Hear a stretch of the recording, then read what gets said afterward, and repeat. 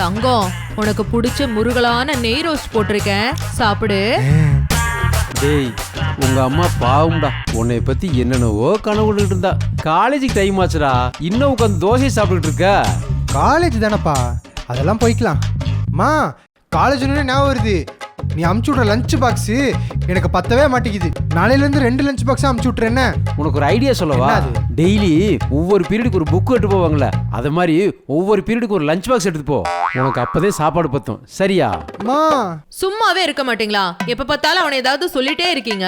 நான் உனக்கு நாளையில இருந்து 2 லஞ்ச் பாக்ஸ் கொடுத்து விடுறேன். சரிம்மா. டே பேக மறந்து போறடா. ஐயோ, நல்ல வேலை, லஞ்ச் பாக்ஸை விட்டுட்டு போயிருப்பேன். ஐயோ, டேய், நீ உட்காந்தது வண்டி டயரை ஒரு இன்ச்சு கீழே போயிடுச்சுரா.